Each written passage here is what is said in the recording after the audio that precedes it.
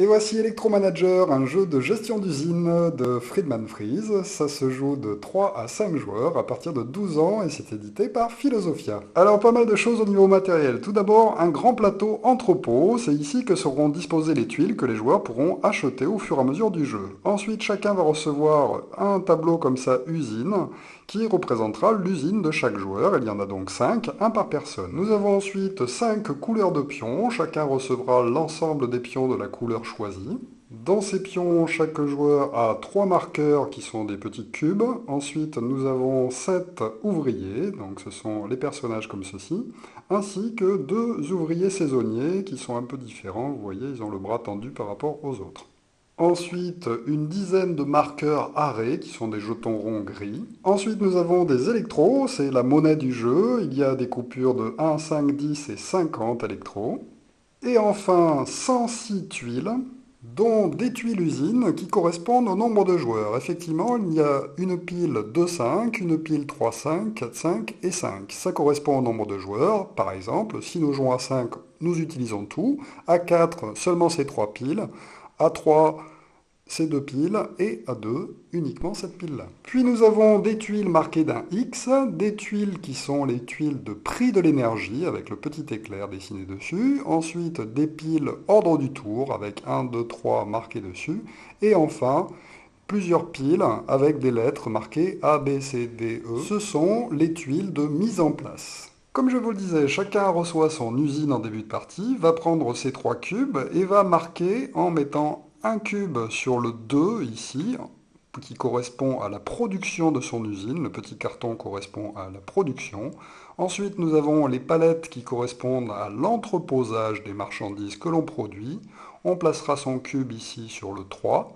Et enfin, nous placerons notre dernier cube ici sur le 4, sur la cheminée qui représente la dépense d'énergie de notre usine. Ensuite, chacun va recevoir 18 électrodes de la banque sous forme de billets qu'il pourra placer où il veut, sous la table ou dans ses poches, puisqu'au cours de la partie, on n'est pas obligé de montrer l'argent que l'on a. Le but du jeu, qu'est-ce que ça va être? Eh bien tout simplement de produire un maximum, c'est-à-dire de faire avancer ces 2 marqueurs sur cette piste afin de recevoir des revenus qui correspondent en électro au prix qui est marqué au-dessus. Au fur et à mesure de la partie, vous allez donc amasser petit à petit de l'argent et en fin de partie, celui qui sera le plus riche en billets remportera la partie.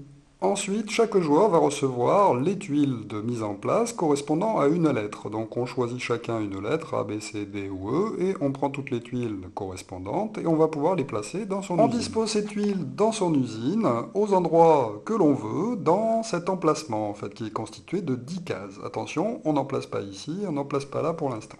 Chaque joueur débutera donc la partie avec 2 tuiles de machine et 3 tuiles d'entrepôt. En début de partie, les 2 machines que nous avons dépensent chacune 2 ouvriers. Elles ont besoin de 2 ouvriers pour fonctionner. Donc sur les 7 ouvriers que nous avons reçus en début de partie, nous allons en placer 4 dans la cantine, c'est-à-dire sur cette case-là, qui servira à entreposer les ouvriers qui servent à faire fonctionner tout ce que l'on a dans notre usine.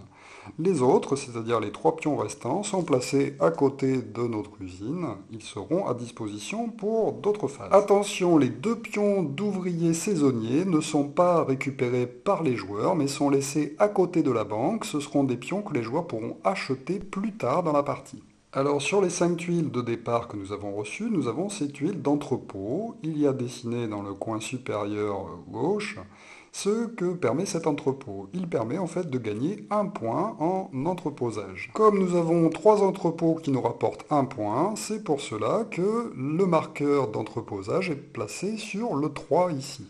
Pour les machines, elles nous indiquent qu'elles vont nous rapporter 1 point de production, qu'elles dépensent 2 ouvriers pour fonctionner, et qu'elle dépense 2 énergies pour fonctionner. C'est pour cela que notre marqueur initial de production est placé sur 2, vu que nous avons 2 machines, que 4 ouvriers ont été placés dans la cantine afin de faire fonctionner les 2 machines qui dépensent chacune 2 ouvriers, et ensuite que le marqueur d'énergie dépensée est placé sur 4, vu que nous avons 2 machines qui dépensent 2 chacune. Ensuite, occupons-nous des tuiles ordre du tour, celles où il y a 1, 2, 3 de marqué dessus. Sur ces tuiles, il y a des chiffres qui vont de 1 à 12. Et en fait, en fonction du nombre de joueurs, nous n'allons pas prendre les mêmes chiffres. Il va falloir se référer à la règle sur laquelle est précisé en fonction du nombre de joueurs quelle tuile d'ordre du tour nous allons utiliser pendant la partie. Par exemple, si nous jouons à 3 joueurs, la tuile 5, 7 et 8 sera placée dans les tuiles de départ et pour la pioche, nous utiliserons le 1, 2, 3, 4 et 6. Les autres sont remises dans la boîte. Pour les tuiles marquées tuiles de départ, donc là par exemple à 3 joueurs, évidemment il y en a 3, et bien nous allons les retourner, bien les mélanger, et ensuite en distribuer une à chaque joueur. Chacun pourra ensuite la retourner, ce sera l'ordre du tour qu'il aura lors du premier tour de jeu. Donc c'est-à-dire que par exemple dans cet exemple, ce joueur-là sera le premier à jouer, celui-là sera le deuxième à jouer, et celui-là le troisième à jouer. Pour le reste des tuiles, elles sont prises et mélangées, et ensuite elles sont placées en pile face cachée à côté du plateau de jeu. Ensuite, on va s'occuper des tuiles usines, c'est-à-dire celles-ci. On prend les piles correspondantes au nombre de joueurs. Donc là, on va continuer notre exemple à 3 joueurs. Je vais utiliser seulement ces 2 piles. Je vais donc pouvoir les regarder et les placer sur le tableau. Sur ce tableau sont présentées en grisé les mêmes images que nous avons sur les tuiles. Il suffit donc de remettre au bon endroit les images correspondantes. Alors il y a un chiffre pour CD, mais attention à ne pas confondre les colonnes, puisque nous avons une colonne de machines de production, 2 colonnes qui correspondent à des robots qui ont des tâches différentes, une colonne qui sert pour les entrepôts, de contrôle, et enfin une colonne d'optimisation. Attention, certaines tuiles sont en double et donc lors du placement, il faudra les placer l'une au-dessus de l'autre si jamais c'est la même tuile. Voilà ce que donne l'entrepôt une fois qu'on a disposé toutes les tuiles de départ dans un exemple à 3 joueurs. Vous pouvez ensuite prendre le petit cube noir qui sert pour le marqueur de prix de l'énergie et on le place sur la première case de ce tableau. Après, on peut prendre la pile marquée d'un X, on va tirer 3 tuiles au hasard de ce paquet, et ces tuiles vont être placées face visible dans le marché. Alors le marché sera toujours disposé sous l'entrepôt. Ce sera dans cette zone-là que nous placerons les tuiles du marché du tour. Les 3 tuiles X restantes sont tout simplement défaussées dans la boîte sans les regarder, et on ne les utilisera pas pour cette partie. Enfin, il nous reste uniquement les tuiles prix de l'énergie, si on ne s'est pas trompé jusque-là, et donc on va bien mélanger ces tuiles et en retirer 3 que l'on mettra aussi dans la boîte sans les regarder, et qui ne seront pas utilisées pour cette partie.